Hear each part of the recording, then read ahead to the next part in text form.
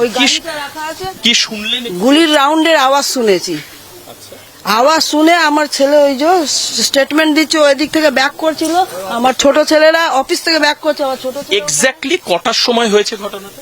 এই 10টা 20-25 এরকম সামথিং এর ভেতর হয়েছে। ঠিক আছে, আমার ছেলে যখন আসছে কাছ থেকে তখন এখান থেকে চিল্লাতে পালা পালা পালা। আমার ছেলেগুলো সব আড্ডা মারছিল। আমার ছেলে এই যে গাড়িটা রাখা আছে ওখানটায়, ওইখানে আপনারা পরিষ্কার গুলির আওয়াজ পেলেন? আওয়াজ পেয়েছি, কটা গুলির আওয়াজ পেয়েছি। দামদা আমার ঘরে ডগ আছে, আমার ঘর থেকে টিভি রুম থেকে বেরিয়ে ঠাকুর ঘরে ঢুকে গেছে। এবং আমার এখনো পর্যন্ত রান্না করতে পারিনি। আমার এখনো মানে ওই আওয়াজ আমি জীবনে কোনোদিন, আমি এত বড় বয়স হয়ে গেছে আমার, আমি জীবনে শুনিনি এই গুলির আওয়াজ। কিন্তু এখানে তো এই ধরনের ঘটনা ঘটেওনি কোনোদিন। অত্যন্ত শান্তিপূর্ণ। হ্যাঁ, শান্তিপূর্ণ এরিয়া। আমরা 12টা 1টার সময় বাড়ি ঢুকেছি, কিচ্ছু হয়নি। বেশ, এরকমই একটা কিন্তু ভয়াবহ ঘটনার সাক্ষী। আমি জানি না, আমি জাস্ট 3টে আর কি গুলির আওয়াজ শুনেছি। তখন বুঝিনি গুলি, তবে একটু আলাদা মানে আওয়াজটা ছিল। আর বোমার মতন তো আওয়াজ পাওয়া হয়নি, মানে যেগুলো আর কি মানে খানিকটা আনকমন, মানে যেরকম বাজি পটকার আওয়াজ সেরকমটা না। না, টোটালি আলাদা। ওটা ছিল নেই। আমি বেরিয়ে তারপরে বৌদিকে জিজ্ঞাসা করলাম যে বৌদি সবকিছু ঠিক আছে? বৌদি বললেন না, এখানে কিছু একটা প্রবলেম হয়েছে। কিন্তু আপনারা বেরোনোর আগেই চন্দ্রনাথ বাবুকে এখান থেকে একদম একদম আমরা এসে দেখলাম জাস্ট এখানে এই কাঁচ ফাঁচগুলো ভাঙা। মূলত এখানে আন্ডার সার্ভেলেন্সের জন্য রাস্তায় আমি সেরকম সিসিটিভি দেখতে পাচ্ছি না এখন ঠিক এখানে দাঁড়িয়ে। তবে মনে হচ্ছে দূরে সিসিটিভি থাকতে পারে, এবং বিশেষত এই যে পাশে যে বাড়িগুলো রয়েছে তাদের যে লাগানো সিসিটিভি সেখান থেকে কিন্তু সার্ভেলেন্স হলেও হতে পারে। আমি জানি না যে সিসিটিভি এখানে ঠিক এক্স্যাক্টলি এখন এই মুহূর্তে আমার নজরে আসছে না। তবে একদিকে কেমিক্যাল ফ্যাক্টরি রয়েছে, বা সামনে বা পেছনে অনেক বাড়ি রয়েছে, দোকান রয়েছে, সেখানেও কিন্তু খুব স্বাভাবিকভাবে সিসিটিভি থাকতে পারে। এবং সেখান থেকে নিশ্চিতভাবে দুষ্কৃতীরা যদি মোটরসাইকেলে এসে থাকে তাদের এন্ট্রি এবং এক্সিট সেটাকে কিন্তু ক্যাপচার নিশ্চিতভাবে হবে। এখানে পুলিশ আধিকারিকরা রয়েছেন, জেলার পুলিশ কর্তারা রয়েছেন, তারা এই সমস্ত সিসিটিভির ফুটেজ ডেফিনেটলি কালেক্ট করবেন এবং তারপর সেখান থেকে তারা খুঁজে বার করবার চেষ্টা করবেন গাড়ির নাম্বার বা দুষ্কৃতী বা অপরাধী যারাই কাণ্ড ঘটিয়েছে, কজন তারা ছিল বাইকে, কিভাবে তারা এসেছিল, তাদের কি মোটিভ ছিল বা কি ধরনের তাদের মুভমেন্ট ছিল, সেগুলোকে খুঁজে বার করা কিন্তু এখন পুলিশের কাছে। পরিকল্পিতভাবে ঠান্ডা মাথায় খুন। গত 2-3 দিন ধরে রেকি করে ভুয়ো নাম্বার লাগানো গাড়ি দিয়ে করা হয়েছে এই খুন। চন্দ্রনাথ খুনে প্রতিক্রিয়া শুভেন্দু অধিকারীর।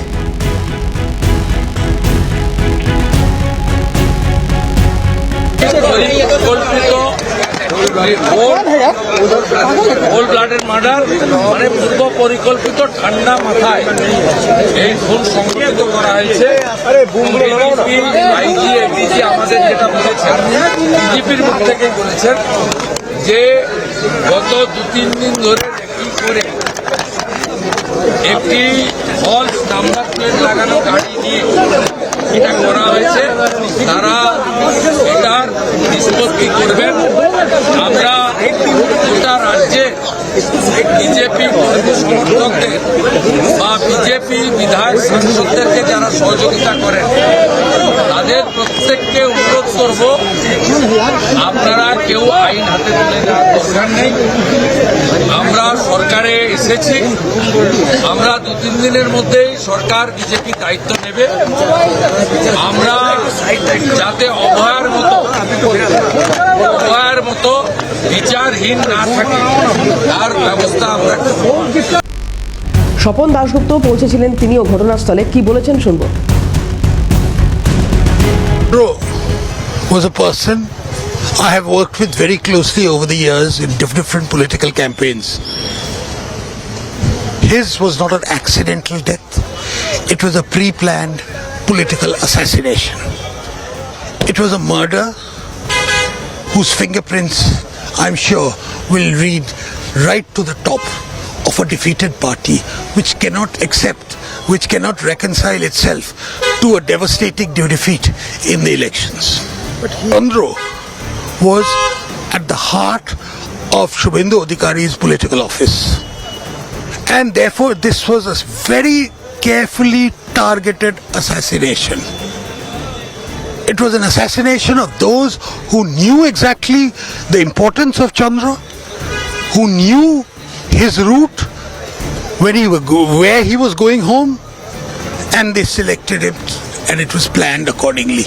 It was a meticulous planning, not by some ordinary political worker, it was by an assassin.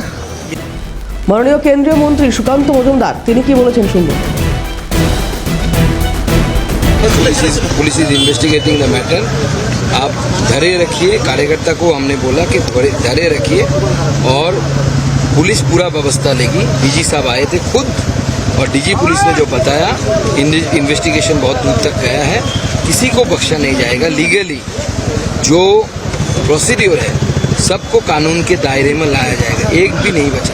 आप अंदर गए थे, देखे क्या हुआ था, कितने मतलब गोलियां कितनी लगी थी दादा? अभी 5 गोलियां लगी ऐसे पता चला है, अभी पोस्टमार्टम होने दीजिए उसके बाद स्पॉट डेट घोषणा कर दिया गया था। दादा ये क्या इस तरह बंगाल में जो आप लोग लगातार शांति की वार्ता दे रहे दादा? हमारे मुख्यमंत्री जी को शपथ लेने दीजिए, उसके बाद हमारी पार्टी की सरकार बनने दीजिए, सब ठीक हो जाएगा, थोड़ा टाइम लगे। বারাসাত হাসপাতাল যেখানে আজকে ময়নাতদন্ত হওয়ার কথা রয়েছে চন্দ্রনাথ রথের, সেখান থেকে সরাসরি আমাদের প্রতিনিধি সুব্রত বন্দ্যোপাধ্যায় রয়েছেন। চলে যাব সুব্রতর কাছে। সুব্রত, কি জানতে পারছো?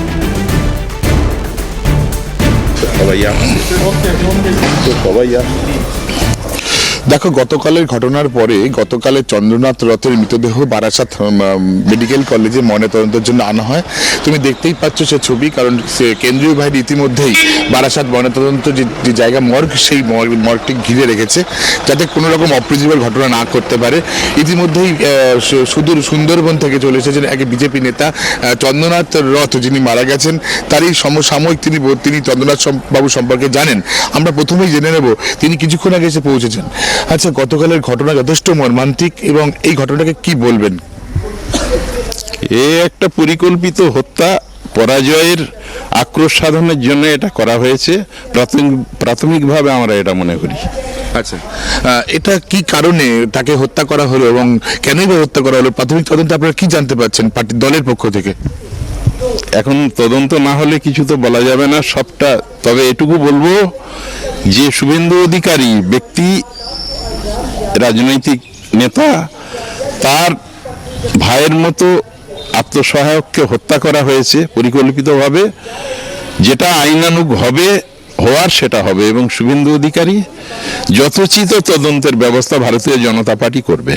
এই চন্দ্রনাথ বাবু পূর্বে বলছিলেন কোথাও সার্ভিস করতেন, সেখান থেকে এসেছেন, যদি তার সম্পর্কে একটু বলেন। যতদূর আমি জানি উনি এয়ারফোর্সের ভালো পদে ছিলেন এবং সেই চাকরি ছেড়ে দিয়ে ভারতীয় জনতা পার্টির টানে একজন রাষ্ট্রসেবক হিসেবে উনি শুভেন্দুজির সাথে কাজ করার আগ্রহ প্রকাশ করে শুভেন্দুজি তাকে ডেকে নিয়ে এই কাজে লাগিয়েছিলেন এবং যথোচিত সহযোগিতা করতেন। আমাদের সবার মন কেড়েছিলেন। গত 2 মাস আমরা ভবানীপুরে কাজ করেছি, তাতে দেখেছি তার আন্তরিকতা সবার মন কেড়েছিল। এরকমই মানুষ ছিলেন উনি। ময়নাতদন্তের কাজ কখন শুরু হবে বলে জানতে পারলেন? ময়নাতদন্তের কাজ, পোস্টমর্টমের কাজ এখানে এসে তো যা শুনলাম কিছুক্ষণের মধ্যে এটা হবে এবং আমাদের শুভেন্দু দা অন্যরা সবাই আসবেন। আচ্ছা, দেখা যাবে সুন্দরবন থেকে চলে এসেছেন এক বিজেপি নেতা, তিনি কিন্তু চন্দ্রনাথ বাবু সম্পর্কে জানেন। তুমি দেখতেই পাচ্ছ, আমি ময়নাতদন্ত কেন্দ্রের সামনেই রয়েছে। এই তুমি দেখতেই পাচ্ছ যে মর্গ অ্যাটেন্ডেন্ট বলে যে ঘরটি আছে, এই ঘরটির মধ্যে কিন্তু গতকাল রাত 2টো থেকে 2:30 নাগাদ চন্দ্রনাথ রথের মৃতদেহ কিন্তু এখানে রাখা আছে। তুমি দেখতে পাচ্ছ কেন্দ্রীয় বাহিনী দিয়ে পুরো হাসপাতালটিকে ঘিরে ফেলা হয়েছে। আর কিছুক্ষণের মধ্যেই হয়তো বিশেষ পর্যবেক্ষণের মাধ্যমে ময়নাতদন্তের কাজ শুরু হবে। সূত্রের মারফত আরো জানতে পারছি কিছুক্ষণের মধ্যেই উপস্থিত হবেন এখানে শুভেন্দু অধিকারী। তবে রীতি মেনে যেটা 2টো নাগাদ এখানে ময়নাতদন্তের কাজ শুরু হয়, তবে এখানে কিন্তু সেটা শুরু হবে না, কিছু আগেই শুরু হবে। হয়তো দেখা যাচ্ছে আরো ঘন্টাখানেক বা ঘন্টা দেড়েক পরেই ময়নাতদন্তের কাজ শুরু হতে পারে। কোনো অপ্রীতিকর ঘটনা এড়াতে কিন্তু ইতিমধ্যেই আরো কিছু নেতৃত্ব এসে পৌঁছবেন বা কেন্দ্রীয় বাহিনী মোতায়েন করা হয়েছে ইতিমধ্যেই চত্বরে। তবে গতকাল ঘটনা মর্মান্তিক এবং কি করে ঘটনা ঘটলো সে বিষয়ে কিন্তু এখনো সঠিকভাবে পরিষ্কারভাবে জানা যায়নি। তবে প্রাথমিক তদন্তে যারা তারা দলীয় কর্তৃপক্ষ যারা জানাচ্ছেন যে তৃণমূল কংগ্রেস ইচ্ছাকৃতভাবে এই ঘটনাটা ঘটিয়েছে, যেটা কোনোভাবেই কাম্য নয়। তবে সূত্রের মারফত আরো খবর পাচ্ছি যে 8:30 থেকে 9টার মধ্যে হয়তো ময়নাতদন্তের কাজ শুরু হতে পারে। আর 8:30টার মধ্যেই কিন্তু বিরোধী দলনেত্রী, প্রাক্তন বিরোধী দলনেতা শুভেন্দু অধিকারী আসার কথা। শুভেন্দু অধিকারী আসার পরেই কিন্তু ময়নাতদন্তের কাজ শুরু হয় বলে আমরা জানতে পারছি। দেবারতী। ধন্যবাদ সুব্রত। কথা বলছিলাম সুব্রত বন্দ্যোপাধ্যায় আমাদের সঙ্গে ছিলেন সরাসরি। এই চিকিৎসক কি বলেছেন, আমাদের প্রতিনিধি মণি ভট্টাচার্য কথা বলেছিলেন, কি বলেছেন দেখুন। তবু এক্স্যাক্টলি কি হয়েছে, মানে আপনাদের কাছে যখন এসেছিল তখনই কি মৃত ছিল?